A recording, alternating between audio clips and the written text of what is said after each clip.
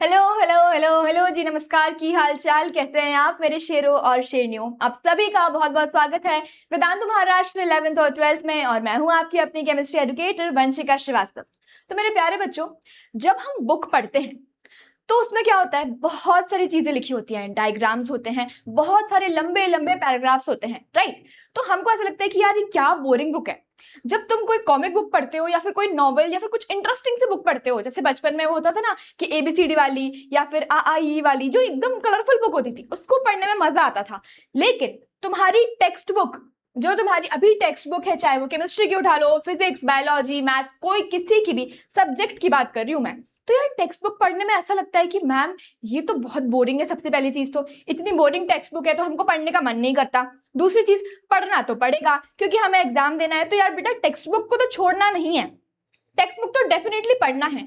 तो अब बड़ा सवाल ये है कि मैम पढ़ना कैसे है, क्योंकि बोरिंग लगता है, पिक्चर्स बहुत कम होते हैं, क्योंकि जैसे जैसे बड़े होते जाते हैं, पता नहीं मुझे यही समझ नहीं आता कि यार जो पब्लिशर्स होते हैं वो मतलब जो आपके 11th और 12th क्लास की बुक्स है उसमें पिक्चर्स क्यों नहीं डालते हैं। ऐसा होता है क्या कि बड़े होते होते तो पिक्चर्स पसंद नहीं आती। मुझे तो ऐसा लगता है कि अगर कभी मैं अपनी बुक पब्लिश करूंगी तो उसमें मैं पिक्चर जरूर डालूंगी, क्योंकि क्या होता है कि इमेजिनेशन जब आप करते हो ना, जब आप इमेज देखते हो तो आपको जल्दी याद होता है। तो यार बुक वैसी होती है, आपकी जितनी भी सब्जेक्टिव बुक्स ले लो, इतनी ज्यादा बोरिंग कैसे पढ़ेंगे। तो यार आज का वीडियो ना तुम्हारे लिए होने वाला है how to read a book like a topper. मतलब यार तुमको ऐसी टेक्निक्स बताने वाली हूं ना मैं, जिससे तुमको बुक इंटरेस्टिंग लगने लगेगी और तुमको बहुत मजा आ जाने वाला है। ठीक है, तो जल्दी से फटाफट से वीडियो को करेंगे लाइक और मुझे कॉमेंट करके बताएंगे कि ये टेक्निक्स आपको कैसी लगी। और अपना नोटबुक और पेन भी ले लो यार, नोटबुक और पेन लेके बैठो, ताकि मैं जितनी भी टेक्निक्स तुम्हें अभी बताती जाऊं ना, तुम सब कुछ नोट करते जाओ अपनी कॉपी में। ठीक है, तो यार सबसे पहले देखो, तुमने अपनी टेक्स्ट बुक उठाई, ठीक है, तुमने टेक्स्ट बुक उठाई अपनी।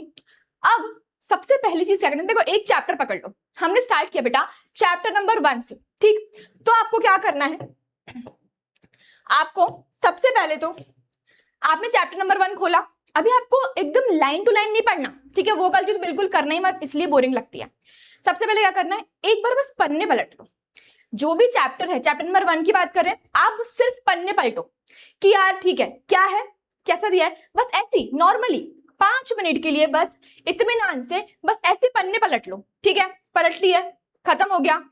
गो थ्रू करो, मतलब जो बुक है, जो चैप्टर है, जो भी आप चैप्टर उठा रहे हो, कोई सा भी चैप्टर पढ़ना है। और मैं बेटा ये सारे सब्जेक्ट्स की बात कर रही हूँ, सिर्फ केमिस्ट्री की बात नहीं कर रही हूँ। चाहे वो फिजिक्स हो, चाहे वो बायोलॉजी हो, चाहे वो मैथ्स हो, कोई सा भी सब्जेक्ट ले लो आप, आपको सिर्फ क्या करना है, गो थ्रू करना है। गो थ्रू, पूरा चैप्टर का गो थ्रू करना है। ठीक है, बस एक बार पन्ने पलट के देख लो कि क्या क्या है उसमें। ठीक है, डोंट स्टॉप, जस्ट एकदम गो थ्रू करना है, आपको सिर्फ फ्लिप करना है, सिर्फ फ्लिप करते जाओ पेजेस को। ठीक है, क्लियर है, देख ली कि हाँ भाई ये चैप्टर है हमारा, हमने देख लिया ये चैप्टर। ओके, सेकंड चीज आपको क्या करनी है, सेकंड चीज आपको अब क्या पढ़ना स्टार्ट करना है, नहीं, आपको हर चैप्टर के पीछे क्वेश्चंस दिए होते हैं। कोई सा भी चैप्टर उठा लो, कोई सी बुक उठा लो, टेक्स्ट बुक की बात कर रही हूं मैं, तो हर चैप्टर के पीछे या फिर चैप्टर्स के बीच में भी आपको बहुत सारे क्वेश्चंस दिए होते हैं। आप उन क्वेश्चंस को देखो, उससे हमें यह आइडिया लगता है कि यार जो भी इंपॉर्टेंट चीज है वो यहां लिखी गई है, क्योंकि जो ऑथर है जिसने बुक लिखी होगी उसने इंपॉर्टेंट चीज देखी कि भाई हाँ यार ये तो इंपॉर्टेंट है, इसलिए उसका क्वेश्चन बनाया गया। समझ गए, वरना उसका क्वेश्चन क्यों बनाया जाता। बुक में इतने सारे टॉपिक्स होते हैं, लेकिन तुम्हें पता है कि यार सिर्फ 20% टॉपिक्स के ही क्वेश्चंस बनते हैं। पूरी बुक में, सॉरी पूरे चैप्टर की बात करूं अगर मैं, तो बहुत सारे टॉपिक्स हैं, लेकिन जब आप क्वेश्चंस पे आते हो, जब स्पेसिफिकली आप क्वेश्चन सॉल्व करते हो, तो आप ये देखते हो कि यार इसमें तो सिर्फ 20% पार्ट दिया है, जो मेन मेन चीजें हैं। तभी तो आप मुझसे पूछते हो कि मैम इंपॉर्टेंट क्वेश्चंस दे दो। ठीक है, तो आपको दूसरी चीज क्या करनी है, देखो पहली चीज तो आपने क्या किया, गो थ्रू कर लिया। दूसरी चीज क्या करनी है, आपको सिर्फ क्वेश्चंस रीड करने हैं, आंसर भी सर्च मत करो, आंसर आपको सर्च करना ही नहीं है, आपको सिर्फ क्वेश्चंस रीड करने हैं। क्या एक बार देखो, उससे आपको ये पता चलेगा कि अच्छा इस चैप्टर में ये चीज इंपॉर्टेंट है।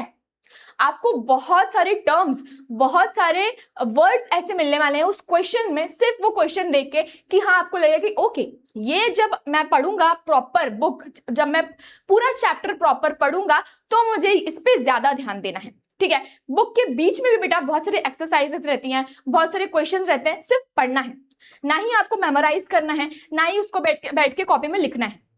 समझ गए? तो आपको क्या करना है, सिर्फ क्वेश्चंस को एक बार देख लेना है कि यार क्या क्या क्वेश्चंस दिए हैं। ठीक, क्लियर है? आपको वर्ड्स, जो भी उसमें वर्ड्स दिए होंगे ना, उसको बस एक बार अपने दिमाग में हाईलाइट कर लेना, अपने दिमाग में हाईलाइट कर लेना। जैसे मान लेते हैं, एग्जांपल लेती हूं मैं, ठीक है? एग्जांपल लेते हैं कि हम पढ़ रहे हैं स्ट्रक्चर ऑफ एटम, हमने पढ़ा स्ट्रक्चर ऑफ एटम, तो बहुत बार आपको ना एटम वर्ड या फिर आपको बहुत बार इलेक्ट्रॉन्स, प्रोटॉन्स, एटॉमिक नंबर, ये क्वेश्चंस में देखने को मिलेगा। चाहे आपने बुक पहले, चाहे आपने चैप्टर पहले पढ़ लिया हो, उसके बाद आपको पता हो तो ठीक है, लेकिन अगर आपने चैप्टर नहीं पढ़ा ना बेटा, तो भी आपको जब आप क्वेश्चन पढ़ोगे तो आपको समझ में आ जाएगा कि अच्छा ये टॉपिक इंपॉर्टेंट है, एटॉमिक नंबर इंपॉर्टेंट है, structure of atom, Bohr's model, model of atom, ये इंपॉर्टेंट है। तो जब आप क्वेश्चंस देखते हो ना किसी भी चैप्टर के, तब आपको एक आइडिया लग जाता है कि यार इस चैप्टर में इंपॉर्टेंट क्या है। क्लियर है? ठीक है। तो दूसरा हो गया बेटा कि आपको सबसे पहले क्वेश्चन रीड करना है। Third and the most important step is now read the topics. सिर्फ आपको टॉपिक पढ़ना है।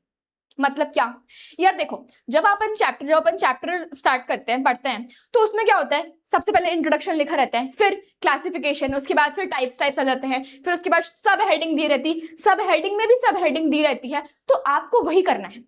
आपने देखा अच्छा इसमें फर्स्ट पेज में इंट्रोडक्शन लिखा है, सिर्फ वो जो हेडिंग है ना बेटा, सिर्फ वही पढ़ना है, सिर्फ वो गो थ्रू कर लेना है कि अच्छा ठीक है फर्स्ट पेज पे इंट्रोडक्शन दिया हुआ है, ओके ठीक है। उसके बाद नीचे आए, हमने नीचे क्या देखा कि अच्छा ये डेफिनेशन दी हुई है इसकी, ठीक है, डेफिनेशन ऑफ दिस, ओके ठीक है। टर्न किया, सब पार्टिकल्स, मतलब सब जो आपके वर्ड्स है वो आ गए, ठीक है। ऐसे करते करते आपने पूरे चैप्टर में जितने भी इंपॉर्टेंट टॉपिक्स थे उसको अपने ब्रेन में सेट कर लिया कि भाई जो मेरा चैप्टर है, जो एग्जैक्टली मेरा चैप्टर है, उसमें ये जो टॉपिक्स है ये तो मुझे डेफिनेटली पढ़ना है। ठीक, तो आपने पूरा चैप्टर देखा, आपने देखा कि यार ये टॉपिक्स है, तो आपके ब्रेन में वो चीज सेट हो गई है कि यार इस पेज पे देखो ये टॉपिक मिलने वाला है, और देख ये इंपॉर्टेंट है, इसका ये सब टाइटल है, सब टाइटल नहीं मतलब इसका ये, हाँ सब टाइटल ऑब्वियसली, सब हेडिंग बोलना चाहिए, हेडिंग है फिर सब हेडिंग है, उसके अंदर भी पार्ट्स हैं, तो ये सब चीजें आपने एक बार गो थ्रू कर ली। ठीक है, क्लियर है? लिखते जाना है अपनी कॉपी में, जो भी मैं तुमको ये बता रही हूँ ना चीजें, लिखते जाना है और ट्राई करना इसको, और फिर से इस वीडियो पे आना और मुझे बताना कि मैम एकदम बढ़िया तरीका था, हमने ये ट्राई किया और हमें बहुत अच्छा लगा, और हमने एकदम आपको यहाँ पे थम्स अप दे दिया है। ठीक है, तो ये वीडियो देखो, उसके बाद इसको ट्राई करना, ये टेक्निक को ट्राई करना, एकदम नए चैप्टर के लिए ट्राई करना, नए सब्जेक्ट के लिए ट्राई करना, और उसके बाद वापस इस वीडियो पे आना और मुझे जरूर कमेंट करके बताना कि मैम आपने जो हमें टेक्निक्स बताई थी वो एकदम बहुत शानदार थी। ठीक है, ओके, अब हमने सब कुछ कर लिया। स्टेप नंबर 4 क्या करना है मैम? सबसे पहले आपको जो भी आपका पैराग्राफ दिए हुए हैं ना, जो भी आपके पैराग्राफ दिए हुए हैं, उसके फर्स्ट लाइन और लास्ट लाइन पढ़ लो। उसकी फर्स्ट लाइन पढ़ो, लास्ट लाइन पढ़ लो, first line last line. First line में आपको क्या देखने को मिलेगा? इंट्रोडक्शन। फर्स्ट लाइन में जो भी हेडिंग है आपको ये देखने को मिलेगा कि अच्छा मुझे इसके बारे में पढ़ना है इसमें, और लास्ट लाइन में आपको पर्पस देखने को मिलेगा। लास्ट लाइन में हमेशा ये होता है कि यार ठीक है ये टॉपिक क्यों पढ़ रहे हो, इस टॉपिक के यूजेस क्या है, इसकी इंपॉर्टेंस क्या है। यही हम पढ़ते हैं यूजुअली कि हमने अल्कोहल, फिनॉल्स, ईथर्स पढ़ा। तो यार स्टार्टिंग में क्या दिया था? स्टार्टिंग में सोचो, एकदम स्टार्टिंग में इंट्रोडक्शन दिया हुआ था। ठीक है, मैं क्लास 12 केमिस्ट्री की बात करूँ, अल्कोहल, फिनॉल्स, ईथर्स, जो क्लास 12 के बच्चे उनको पता होगा। अगर ये क्लास 11th वाले बच्चे देख रहे हैं तो मैं उनको भी बता रही हूँ कि बेटा अल्कोहल, फिनॉल्स, ईथर्स क्लास 12 का चैप्टर है। ठीक है, ऑर्गेनिक का चैप्टर है जो आप पढ़ोगे आगे जाके। तो हमने क्या देखा? स्टार्टिंग में इंट्रोडक्शन देखा, ठीक, और आखिरी में हमने क्या देखा? Uses of alcohol, uses of phenol. तो हमें ये क्या पता चल गया इससे कि यार स्टार्टिंग में ठीक है इंट्रोडक्शन, अल्कोहल एक्चुअली में क्या है, कैसा मतलब कैसा दिखता है, कैसा स्ट्रक्चर है अल्कोहल का, ये हमने देखा। और आखिरी में क्या देखा? उसका पर्पस, यूज क्या है। ठीक, क्लियर है? तो आपको फर्स्ट लाइन पढ़नी है और एकदम लास्ट लाइन पढ़नी है, और एकदम आखिरी में आपको क्या करना है? अब लाइन टू लाइन रीड करना है, क्योंकि आपका माइंड अब प्रिपेयर हो गया है पूरी बुक पढ़ने का, पूरी चैप्टर पढ़ने के लिए वो एकदम रेडी हो गया है। समझ गए?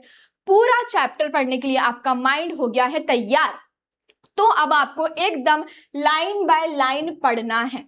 और सबसे बड़ी चीज पता है क्या है? कि जब आप ये 5th स्टेप पे पहुंचोगे आपके पास ऑलरेडी नोट्स होंगे, क्योंकि मैं तो आपको हर चैप्टर के लाइन बाय लाइन नोट्स दे रही हूं।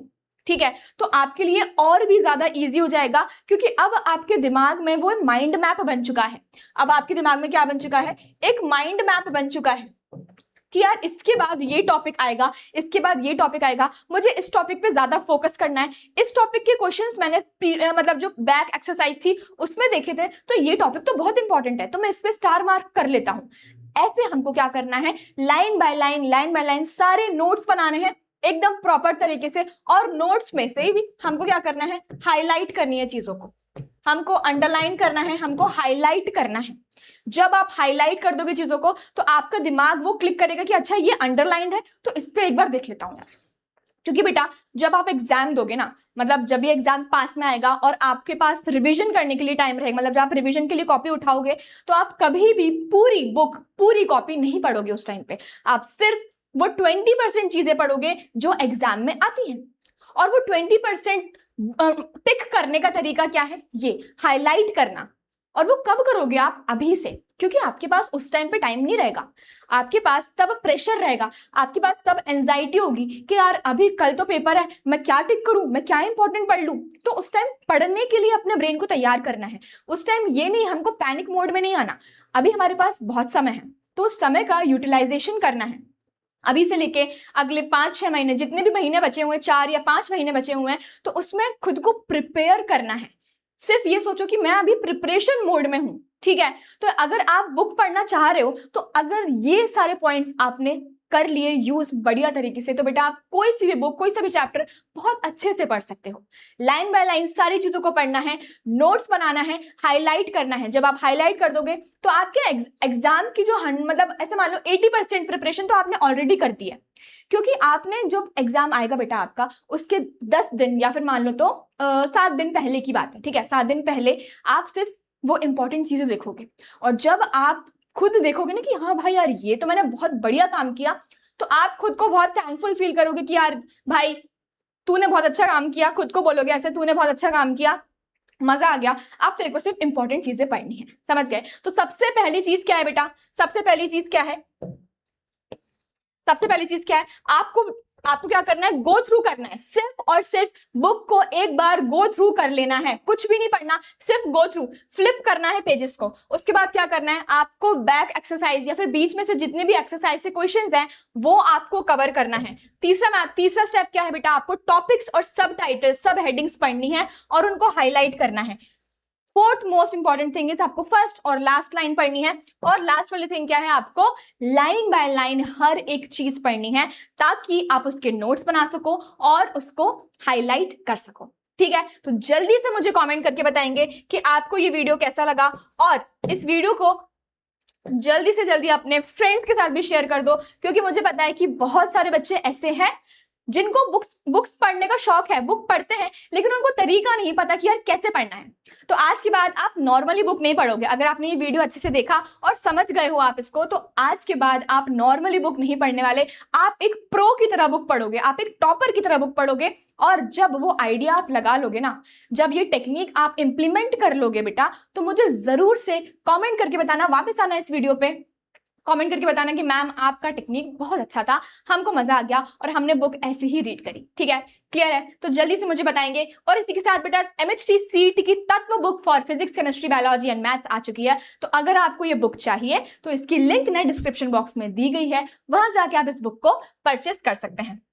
साथ ही अगर मैं बात करूं क्लास 11th वाले मेरे प्यारे बच्चों को, मेरे प्यारे बच्चों के लिए, तो यार ये नीव बैच जो चल रहा है ना, तुम्हारे लिए ही डेडिकेटेड है यार। उसके साथ में शौर्य बैच भी तुमको एकदम फ्री ऑफ कॉस्ट मिल रहा है इतने कम प्राइस में। प्राइम बैच, इन्फिनिटी बैच और इन्फिनिटी प्लस बैच तीनों तुमको मिल जाएंगे इतने प्राइस में। तो तुमको जो भी अफोर्डेबल लग रहा है तुम उसको परचेस कर सकते हो। इतने सारे एक्सपीरियंस टीचर्स मिल रहे हैं, सारे कॉन्सेप्ट्स तुम्हारे क्लियर करेंगे, तुम्हारा नींव को स्ट्रांग बना देंगे। तो यार देर किस बात की है, फटाफट से जाके एनरोल कर लो। और बेटा साथ ही मौर्य बैच चल रहा है CET के बच्चों के लिए। तो अगर तुम CET की तैयारी कर रहे हो तो तुम मौर्य बैच भी परचेस कर सकते हो। इसका प्राइम बैच ये है, इन्फिनिटी में आपको बैचेस प्लस बुक्स मिलने वाली हैं, और इन्फिनिटी प्लस में आपको बैचेस, बुक्स और पर्सनल मेंटर्स भी मिलने वाले हैं। साथ ही एक IVSAT का स्कॉलरशिप टेस्ट है, that is instant Vedantu scholarship admission test. अगर आप इस टेस्ट को देते हो तो आपको 90% तक की स्कॉलरशिप भी मिल जाएगी। अब मैम ये टेस्ट कैसे देंगे, तो बेटा इसकी लिंक भी आपको डिस्क्रिप्शन बॉक्स में मिल जाएगी, वहां जाके आप ये टेस्ट दे सकते हो और आपको 90% तक की स्कॉलरशिप मिल सकती है। साथ ही ये हैं बहुत शानदार वेदांतों के रिजल्ट फॉर जेईई 2026, 2025 और ये है बेटा नीट का रिजल्ट। और ये है सारे वेदांतों के offline centres in Pune and Maharashtra. अगर मैं पुणे की बात करूं तो पीसीएमसी, स्वारगेट, औंध और सिंहगढ़ में आपको मिल जाएगा वेदांतों के ऑफलाइन सेंटर्स, और महाराष्ट्र में अमरावती, बुल्डाना, नागपुर, अहिल्यानगर और जलगांव, जहां जाके आप 90% तक की स्कॉलरशिप को भी अवेल कर सकते हो। तो मुझे जल्दी से बताएंगे कि वीडियो आपको कैसा लगा। वीडियो को करेंगे लाइक। मिलेंगे हम नेक्स्ट किसी वीडियो में। Till then thank you so much for watching.